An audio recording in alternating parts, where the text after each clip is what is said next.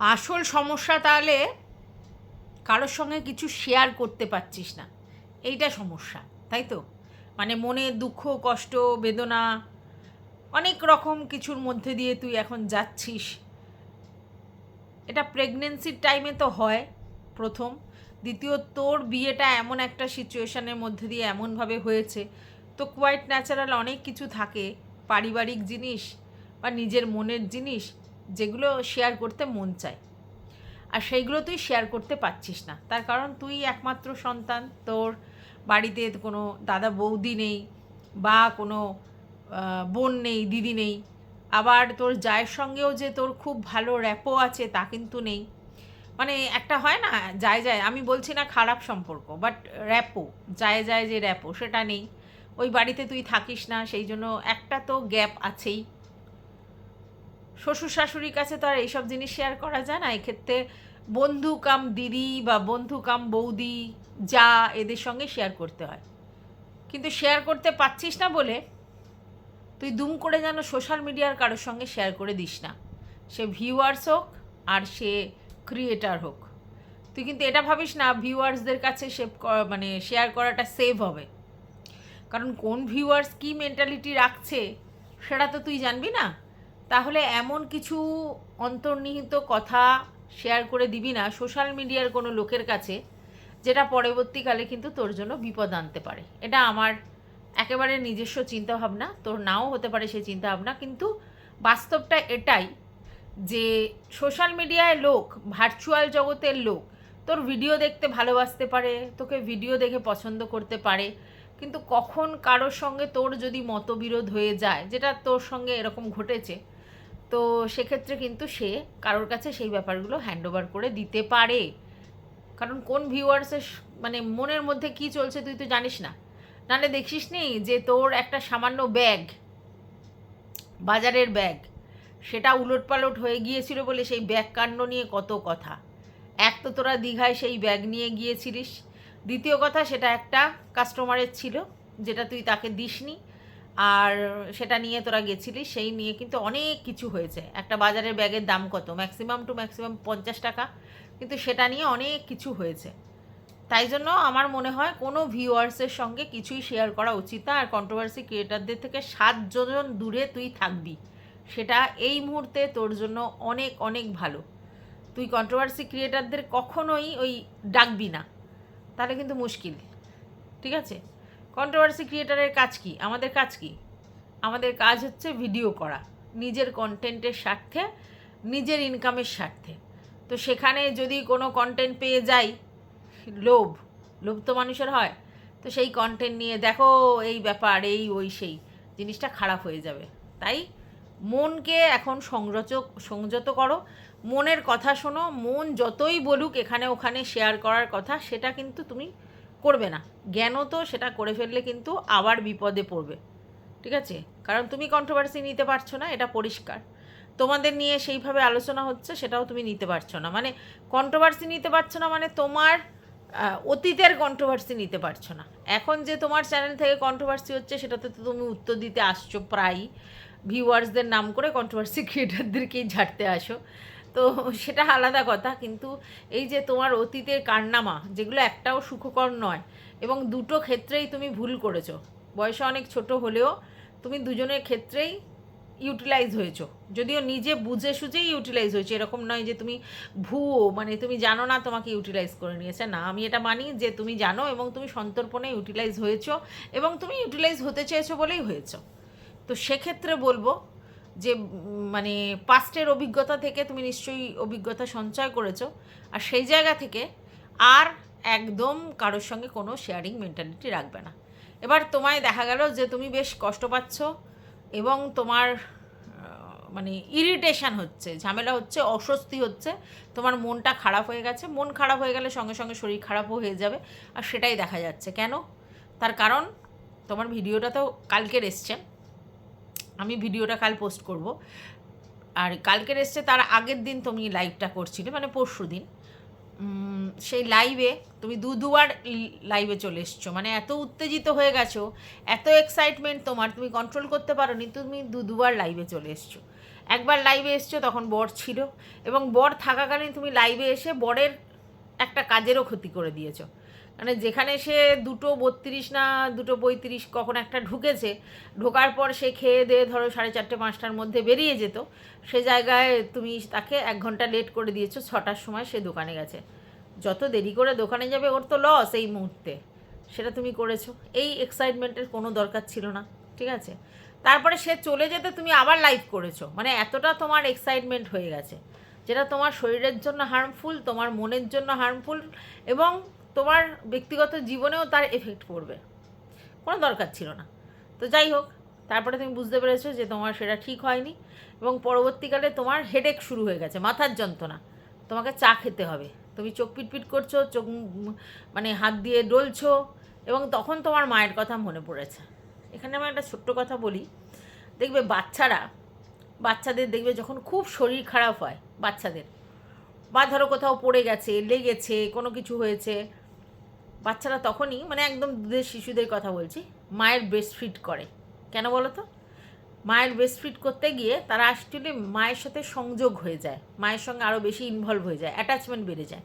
তো ওই মুহূর্তে মানে বাচ্চার যখন সমস্ত জায়গা থেকে কষ্টটা হয় কোনো কারণে, পড়ে গিয়ে হোক, কোনোভাবে আঘাত লাগা, বাচ্চাবেলায় তার মনের ফিলিংসটাও তো বোঝা যায় না, তো সেই শারীরিক কোনো অস্বস্তির কারণে তার কিন্তু সব থেকে আগে কাকে মনে পড়ে? মাকে।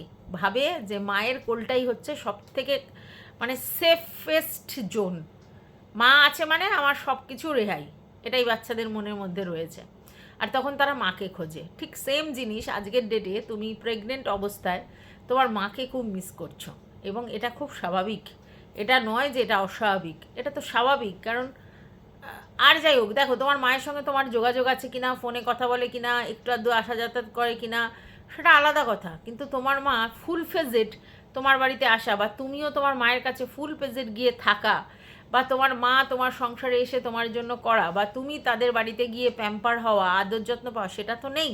সে যে কোনো পরিস্থিতির কারণে হোক, তো তুমি সেটা মিস করছো। আর সত্যি কথা বলতে প্রেগনেন্সির সময় বেশিরভাগ ক্ষেত্রেই মেয়েরা বাপের বাড়িতেই থাকে মায়ের সেবা যত্নে, ঠিক আছে?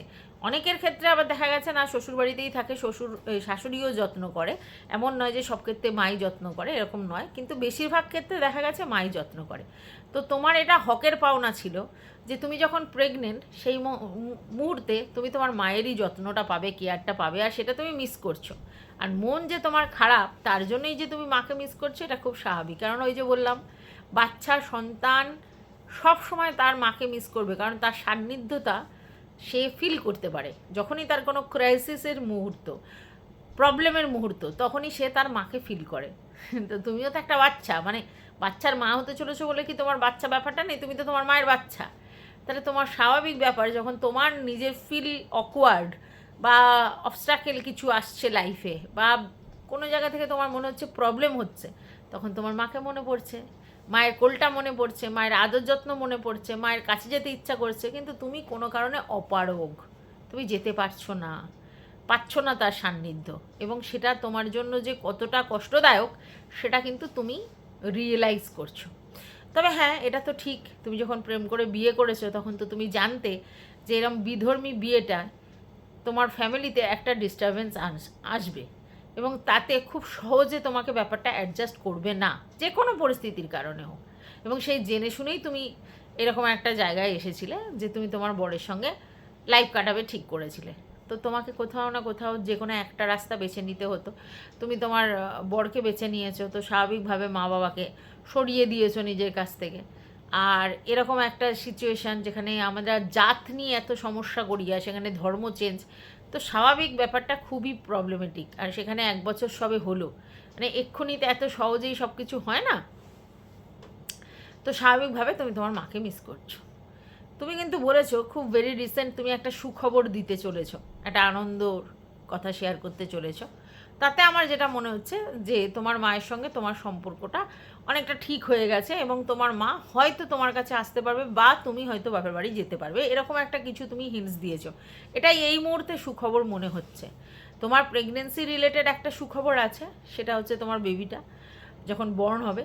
আর তাছাড়া তোমার এই মুহূর্তে সুখবর মানে আমরা এটাই মনে করব যে এই মুহূর্তে তুমি তোমার বাপের বাড়ির সান্নিধ্যে আসতে চলেছো, বা মায়ের সঙ্গে পুরো ব্যাপারটাকে তোমরা শর্ট আউট করে ফেলতে পেরেছো, সেটাই মনে হচ্ছে। তো চলো, welcome back to my channel. আশা করছি তোমরা সবাই খুব ভালো আছো, আর আমিও খুব ভালো আছি। নতুন একটা ভিডিওর সাথে আমি রুনা লাইফস্টাইল থেকে। তোমার বর বললো যে তোমাকে ডিম সিদ্ধ করে দিয়েছে সকালবেলা। আচ্ছা, তারপরে বললো যে তোমার জন্য পরোটা এনে দিয়েছে, তুমি সেই পরোটা খেয়েছো। 3টে পরোটা এনেছিল, 2টো তুমি খেয়েছো, একটা ও খেয়েছো। 100 করে যে পরোটাগুলো হয়, তাই তো? তো এই সময় তো স্বাভাবিক খিদে বেশি পায়, আর তুমি সেই বাইরের পরোটা আবার খেয়েছো, মানে সব সময় ময়দা খাচ্ছ, সকাল বিকাল সব সময় ময়দা খাচ্ছ, তাই তো?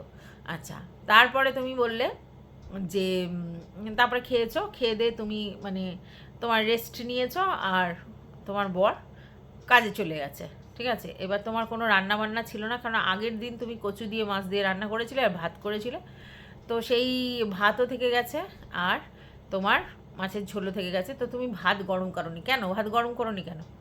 ভাত গরম করেই খেতে হয়, একটু ঠান্ডা করে নেবে আবার পরে, কিন্তু একদম ফ্রিজ থেকে বের করে এমনি টেম্পারেচারে রেখে ঠান্ডা ঠান্ডা ভাত খাওয়ার কোনো মানে আছে? যেখানে তোমার মাইক্রোওভেন আছে বা জল ঝরিয়ে তুমি গ্যাসে ভাপিয়ে নিতে পারো, সেক্ষেত্রে কেন ঠান্ডা ভাত খেলে? ওটা গরম ভাত খাওয়াই উচিত ছিল। এমনি পান্তা করে রাখো, আলাদা জিনিস, নাহলে গরম ভাত। আচ্ছা, এবার তুমি বলছো পান্তা ভাত কচু দিয়ে খাওয়া যায় না, সেটা তো ঠিকই, পান্তা ভাত কচু দিয়ে খাওয়া যায় না, তো যাই জন্য তুমি ভাতটা রেখেছো। তো ভাতটা গরম করাটা দরকার ছিল, ঠিক আছে? মাইক্রোওভেনে গরম করো, আর গ্যাসের বাটিতে গরম করো, মানে গ্যাসে গরম জল করে তার মধ্যে দিয়ে ভাপিয়ে গরম করো, দুটো যে কোনো একটা করা উচিত ছিল। আচ্ছা, তুমি বলছো ফ্রিজের ডাইরেক্ট জল তোমরা খাও না, ঠান্ডা গরম মিশিয়ে খাও। ফ্রিজের জল খাওয়াটা অ্যাভয়েড করাটা ভালো এই মুহূর্তে, ঠিক আছে? যেহেতু এত সিজন চেঞ্জ হচ্ছে, তার মধ্যে ওর যেহেতু এই প্রেগনেন্সি জার্নি হচ্ছে, তো ঠান্ডা জলটা না খাওয়াই ভালো। ঠান্ডা জল কোনো দিক দিয়ে কোনো উপকার নেই, ঠিক আছে? তো যাদের অভ্যেস আছে তারা আবার ঢকঢক করে ঠান্ডা জল খায়। আমি এত বছর ধরে ফ্রিজ ইউজ করি, যেহেতু আমার সাইনাসের প্রবলেম আছে, তারপরে গলায় প্রবলেম হয় মাঝে মধ্যে, তার জন্য আমি ঠান্ডা জলটাকে সিম্পলি অ্যাভয়েড করি, আমার ছেলে তো আবার যদি কোনো কিছু ড্রিঙ্কস হয়, কোল্ড ড্রিঙ্কস সেগুলোকে বাইরে রেখে রুম টেম্পারেচারে নিয়ে এসে তারপরে খায়। দই ফই যা কিছু হোক, একেবারে ঠান্ডাও খেতে চায় না, ঠিক আছে? যেহেতু প্রবলেম হয়, তো একটুতেই সর্দি কাশি প্রবলেম হয় বলে খেতে চায় না, কষ্ট পায়। তো তোমার হচ্ছে ঠান্ডা জলটা খাওয়াটা এই মুহূর্তে শ্রেয় নয়। আচ্ছা, তারপরে তোমার যেটা দেখলাম সেটা হচ্ছে পম্পম যখন ভিডিওটা শুরু করলো, তখন দেখলাম ওর পুরো এরকম জায়গাটা জুড়ে কালো স্পট পড়ে গেছে, ঠিক আছে?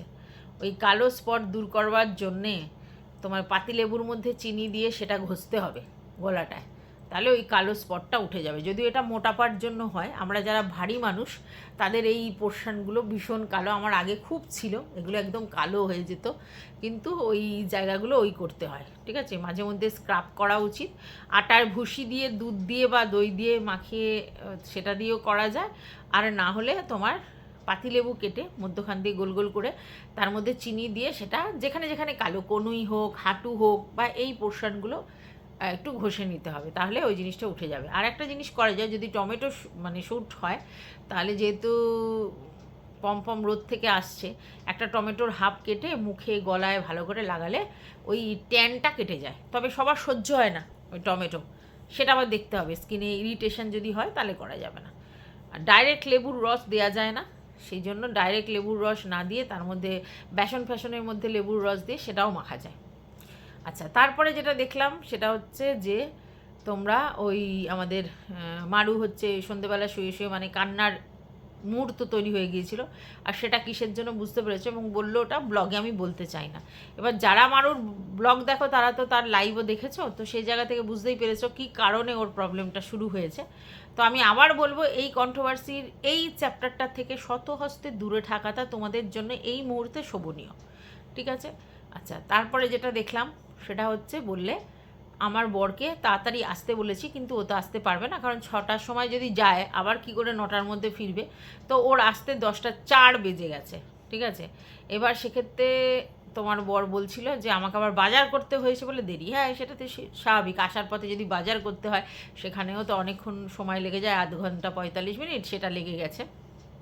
তো সেখানে দেখলাম তুমি 5 রকম আনতে বলেছো, ও 10 রকম এনেছে, আর তোমার বক্তব্য যে না আমি এগুলো আনতে বলেছিলাম, কিন্তু সেটা অনেক আগে আনতে বলেছিলাম, তাই জন্যে মানে ওভারঅল আমি আনতে বলেছিলাম, কালকেরই যে বলেছিলাম তা না, আগে বলেছিলাম, সব মিলিয়ে ও 10 রকম বাজার করে নিয়ে এসছে। তার মধ্যে দেখলাম 3টে ম্যাগির প্যাকেট। ঠিক আছে, তো ময়দার প্রতি প্রচুর প্রবণতা, মানে এই ক্ষেত্রে আমার আর তোমার খুব মিল। মানে এই ম্যাগি খাওয়া, এই চাউমিন খাওয়া, এই এগরোল খাওয়া, তারপরে হচ্ছে তোমার ময়দার রুটি, ময়দার লুচি, এসব খাওয়ার প্রচুর প্রবণতা। মানে এখন কথা বলছি না, এখন তো বাদ দাও, তখন ওই সময় প্রচুর হাগুড়ে ছিলাম আর খেতে খুব ভালোবাসতাম, আর ওই সব জিনিসের প্রতি নেশা ছিল। প্রেগনেন্সির সময় প্রচুর ওই সব নেশা ছিল। তো যাই হোক, তোমারও সেরকম আছে, বাইরে পরোটা খাবো, মোগলাই খাবো, এগরোল খাবো, তারপরে হচ্ছে এদিকে আবার ম্যাগি খাবো, চাউমিন খাবো। হ্যাঁ, তো এগুলোর ইচ্ছা। এবার এগুলো খেলে অন্য কিছু না, মানে তোমার শরীরে খুব একটা কাজে লাগবে না, এগুলো তো টেস্টের জন্য খায়।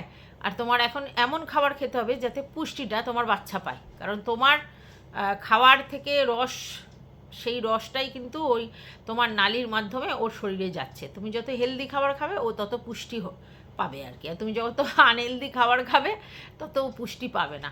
ঠিক আছে, তো বাচ্চার কথা তুমি যদি ভাবো, তাহলে তোমাকে পুষ্টিকর খাবারগুলো খেতে হবে, তো সেটা তুমি মানছ না। ঠিক আছে, তাহলে তুমি বাচ্চাকে ভালোবাসো না? বাচ্চাকে তো ভালোবাসো, তোমার সোনা মানিককে, তাহলে তোমার সোনা মানিককে ভালোবেসে তোমাকে তো এই স্যাক্রিফাইসটা করতে হবে, সেটা তোমার মধ্যে দেখা যাচ্ছে না। এরম হলে হবে না।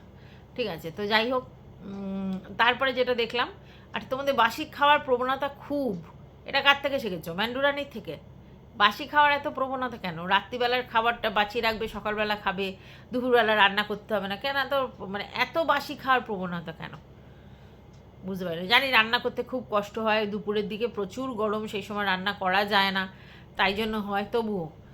আর কচুর তরকারি কি এই প্রেগনেন্সি পিরিয়ডে খাওয়া যায় নাকি কোনো অসুবিধা হয়? আমার জানা নেই, আমি জানি না। তো যাই হোক, সেটা দেখলাম যে তুমি ওই তরকারিটা গরম করেছো আর ভাতটা গরম করোনি, তো দুটোই গরম করলে ভালো হতো। এটা গেল তোমার খাওয়া দাওয়া। তারপরে তুমি বললে আজকে একটু স্পেশাল রান্না করতে ইচ্ছা, তো সেই জন্যই বরকে তাড়াতাড়ি আসতে বলেছিলে, তো কাবলি ছোলা আনার কথা, তো সেটা উনি এনেছে। এবার এই কাবলি ছোলা ভিজিয়ে রাখলে বেশি ভালো নরম হয়, কিন্তু তুমি তো ভিজিয়ে রাখার স্কোপ পাওনি, তাই গরম জলে হলুদ দিয়ে কাঁচা লঙ্কা দিয়ে ভিজিয়ে রেখেছো কিছুক্ষণের জন্য, যতক্ষণ ময়দা মেখে লুচিগুলো হচ্ছিলো। তারপরে সিটিটা বেশি মেরেছো, প্রেশারে সিটি মারলে কাবলি ছোলা তাড়াতাড়ি নরম হয়ে যায়। যত মানে ভিজিয়ে রাখলে ভালো হয়, ভিজিয়ে না রাখলেও অনেক বেশি সিটি দিতে হয়, 4-5টা সিটি দিলে হয়তো হয়ে যায়, তো হয়েওছে তাই। আর তুমি একটা কথা বলেছো, এটা খুব দামি কথা, সেটা হচ্ছে যে প্রেশারে যদি কোনো খাবার নিজের থেকে তার প্রেশারটা ছেড়ে দেয়, রিলিভ করে, তারপরে যদি সেই ঢাকনাটা খোলো, তাহলে সেই টেস্টটা আলাদা হয়। আর যদি তুমি আগে আগে প্রেশার থেকে প্রেশার বের করে তারপরে ঢাকনা খোলো, তাহলে সেটা সেরকম হয় না। এটা ঠিক কথা, যত যত স্টিম থাকবে তত ভাপে জিনিসটা সিদ্ধ হবে, আর তত বেশি সফট হবে, আর তত বেশি মানে জিনিসের কুকটা ভালো হবে, সেই জন্যই এটা হয়। তো এইটা তুমি ছোটো বয়স হলেও খুব ভালো বলেছো।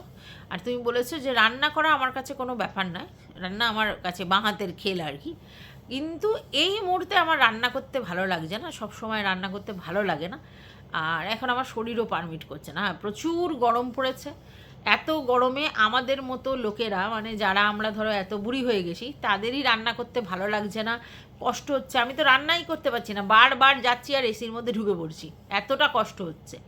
হ্যাঁ, তো সেটা একটা ব্যাপার। আর তোমার প্রেগনেন্সির জার্নি, অল্প বয়স, তার মধ্যে টয়লেটের প্রবণতা আছে, এটা হয় এই সময়, ঘুমের অসুবিধা হচ্ছে, রাত্রিবেলা করে ঘুম হচ্ছে না, তারপরে আবার তোমার এরকম হচ্ছে, মানে কি বলবো, এত গরম পড়েছে, কষ্ট তো হবেই। আমার মনে আছে, আমার তো ছেলে জুলাই মাসে হয়েছিল, আমার মনে হচ্ছে সারা মানে এই গরমটায় আমি পান্তা ভাত খেয়েছি আর পেটটা মেঝেতে দিয়ে শুয়ে থাকতাম, এত গরম লাগতো। তো যাই হোক, সেটা হলো, তখন আমাদের এসি ফেসি তো ছিল না। তো তারপরে দেখলাম যে কাবলি ছোলা আর লুচি। তো প্রথমে তুমি 3 কোনা লুচি বানাচ্ছিলে, কীরকম একটা বড় রুটি করছিলে ময়দা, সেটা থেকে 4 ভাগ করছিলে করে 3 কোনা লুচি। আমি কোনো দিন 3 কোনা লুচি খাইনি, দেখিও নি কাউকে করতে। আমি পরোটা মানে 3 কোনা, লুচি মানে গোল গোল ফুলকো ফুলকো, এটাই বুঝি। 3 কোনা লুচি মুচি ভাই বাপু আমার একদম জানাও নেই, দেখাও নেই, আর ভালোও লাগছিল না দেখতে। লুচি মানে গোল ফুলকো ফুলকো হবে, একটু একটু নসি নসি ভাজা ভাজা হবে, উপরটার নিচটা মানে বেশি পুড়ে ঠুরে নয়, অল্প, আর সাদা সাদা লুচি ফুলকো ফুলকো, সেই খেতেই আলাদা। বেশি খাস্তা লুচি আমার খেতে ভালো লাগে না। তো দেখলাম তারপরে সাদা মানে গোল লুচি করলে অনেকগুলো লুচি করেছো। আর তারপরে হচ্ছে ঘুগনির কালারটা খুব সুন্দর এসেছে, ঘুগনিটা পুরোই একদম চানা মশলা টাইপের হয়েছে, চানা মশলার একটা প্যাকেটও এনেছে মানে মশলা, তো সেই জন্য একেবারেই বিয়েবাড়ির মতো হয়েছে। তো ভালো, রান্নাটা দেখেই বোঝা যাচ্ছিলো গ্রেভিটা খুব সুন্দর হয়েছে, তাহলে ন্যাচারালি ছোলাটা খুব ভালো হবে, কাবলি ছোলাটা। আমি আবার কাবলি ছোলার ঘুগনি যখনই করি তখন একটু পনির দিই, পনির দিই একটু আলু দিয়ে করি। শুধু ছোলা খুব কম করেছি, তবে হ্যাঁ ছোলাতে একটা তেঁতুল দিয়ে একটা কাঠ দিয়ে কালো কালো যে ছোলা, কালি ছালি ছোলা না কি বলে, ওইটা কিন্তু অনেকে করে, ওটাও কিন্তু খুব টেস্টি হয় খেতে। তো যাই হোক, তোমার রান্নাটা ভালো হয়েছে দেখেই বোঝা যাচ্ছিলো, আর লোভও লাগছিলো যে হ্যাঁ হেভি সুন্দর রান্নাটা হয়েছে। এবার তোমরা খেয়েছো, সেখানে আমাদের তোমার বর বলবো ছমছমিয়া ছমছমিয়া 13খানা লুচি খেয়েছে। তো এই বয়সে খাবে না কোন বয়সে খাবে? একটা 26 বছরের ছেলে ওই ছোটো ছোটো লুচি 13টা 14টা খাওয়া কোনো ফ্যাক্ট নয়। যারা খেতে ভালোবাসে তারা পক পক করে খেয়ে নেবে 13-14টা। তো সেটাই ও খেয়েছে, তো লজ্জা পাচ্ছে বলতে যে আমি কটা লুচি খেয়েছি জানো, 13টা। আর তুমি আবার রাত্রিবেলা 1:30টার সময় উঠে তোমার ক্রেভিং হয়েছে, তুমি আবার লুচি খেতে বসেছো। তো তুমি বলেছো লাইট জ্বালা একটু উঠি, উঠে তোমার ওটা মনে হয়েছে। ও বাই দ্য ওয়ে, তার আগে তোমাকে ওষুধ খেলে দুটো ওষুধ, বললে আমার বড় বড় ওষুধ খেতে ভালো লাগে না, গোল গোল ওষুধ খেতে ভালো লাগে। তো ওষুধ তো ওষুধের মতো হবে সাইজ যেরকম, কিন্তু তোমার একটা ব্যাড হ্যাবিট দেখলাম, সেটা হচ্ছে পরপর দুটো ওষুধ খেয়ে নিলে না। যখনই ওষুধ খাবে তখনই অন্তত 10 থেকে 15 মিনিটের গ্যাপ দেবে দুটো ওষুধের, নালে কাজ হয় না। একটা ওষুধ খেয়ে 10 মিনিটের গ্যাপ দিয়ে আর একটা ওষুধ বা দুটো ওষুধের মধ্যে 15 মিনিটের গ্যাপ রাখতে হয়, সেটা তুমি করোনি। এটাও একটা ব্যাড হ্যাবিট, ঠিক আছে। তারপরে যেটা দেখলাম যে রাত 1:30টার সময় খেতে বসে, মানে খেতে গেছে লুচির নিচে গিয়ে তোমার খেতে ইচ্ছা করছে, এবং তুমি বলছো খেতে ইচ্ছা করছে কী করবো, একদম ভালো করেছে, কিন্তু 1:30টার সময় লুচি খেলে সেটা হজম হবে না, গ্যাস হয়ে যাবে। 1:30টার সময় যদি তুমি লুচি খাও, একে ময়দা তারপর ভাজা, সেটা যদি দুপুর রাত 1:30টার সময় খাও, যতই খেতে ইচ্ছা করুক, তোমার তো এমনি গ্যাস হয়ে যাবে, গ্যাসের প্রবলেম হলে শরীর খারাপ করবে আরও, ঠিক আছে। তো সেই জন্য সেটা না খাওয়াটাই শ্রেয় ছিল। খেতে ইচ্ছে করছিল 2-4টে বিস্কুট খেয়ে জল খেয়ে নিয়ে শুয়ে পড়তে ভালো হতো। আচ্ছা, এবারে ছমছমিয়া বলছে যে লুচি চোর, ঠিক আছে, মাছ চোর ভাইরাল হয়েছে। কি মাছ চোর মাছ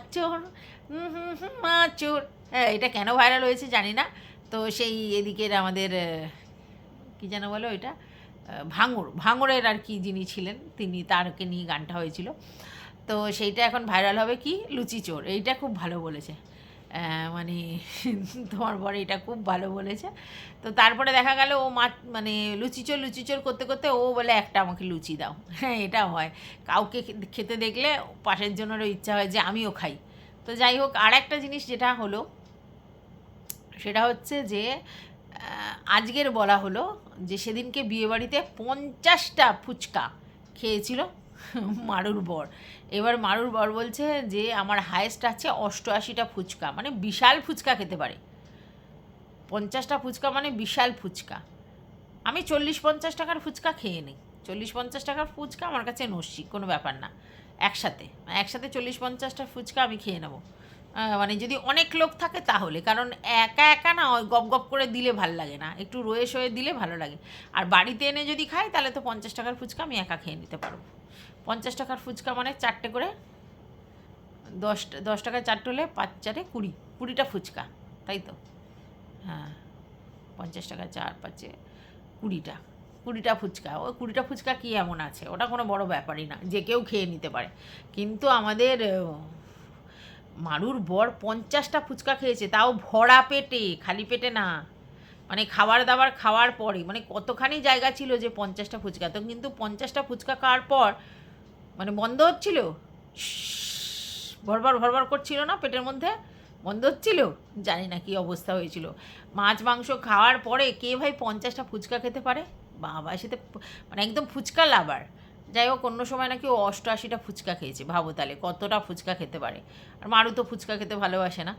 এবারে সেখানে আবার ও হিসেব করছে, মানে মানে কী বলবো, হিসাব করছে যে 120 টাকার ফুচকা খেয়েছি, ভাবতে পারছো? মানে তো 10 টাকায় 4টে, ঠিক আছে। তো খেয়েছে হচ্ছে 50টা ফুচকা, মানে 48টাই যদি ধরো, তাহলে সেক্ষেত্রে 120 টাকার ফুচকা খেয়েছে।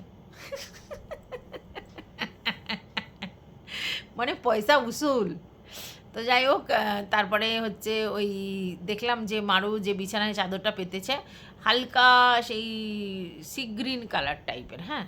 তো সেটা বলছে ও নাকি ফেড হয়ে গেছে, কিন্তু পরিষ্কার পরিচ্ছন্ন ভালো আছে বলে, মানে এমনি পরিষ্কার কাঁচা বলে ও পেতেছে।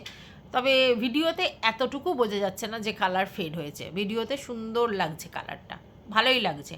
আর ঘরে যদি সেরকম লোকজন না সেরকম আসে তাহলে অত রংচঙে মানে চাদর সবসময় পাততে হবে না, কোনো ব্যাপার নেই, পরিষ্কার পরিচ্ছন্ন পাততে হবে। এবং চাদরটা প্রতিদিনের মানে 2-3 দিন অন্তর অন্তর তুলে দেওয়াটা ভালো এই মুহূর্তে যা ঘাম হচ্ছে। আচ্ছা, তার মধ্যে আবার বললো তোমার বর যে বাসি জামা কাপড় সে ধুয়ে মেলে দিয়ে গেছে, মানে কাচাকুচি করেনি কিন্তু জল ধুয়ে গেছে। তো আমার মনে হয় যে এখন আর চাদরের দিকে অত মাথা না ঘামিয়ে যে চাদর আছে সেগুলোই পাল্টে পুল্টে মানে পাতা ভালো, পরিষ্কার পরিচ্ছন্ন হলেই হলো। কারণ সামনে অনেক খরচ আছে, ফালতু পর্দা, বালিশের ওয়ার বা বিছানার চাদর প্রতি সময় পাল্টাতে হবে, রংচঙে রাখতে হবে, এরকম কোনো প্রয়োজন নেই। এমনি ওভারঅল ভালো হয়েছে। আর দেখা গেল যে মানে মোটামুটি তোমাদের ঘরটাও গোছানোর মধ্যে এখন রয়েছে, পুরো পরিষ্কার। আর এইটা যেটা বললো যে মারুর বর যে এসি কখনো বন্ধ হচ্ছে না, ডাইরেক্ট এসি সবসময় চলছে। ডাইরেক্ট কেন, তোমাদের সুইচ টুইচ করা হয়নি, ডাইরেক্ট কেন করেছো?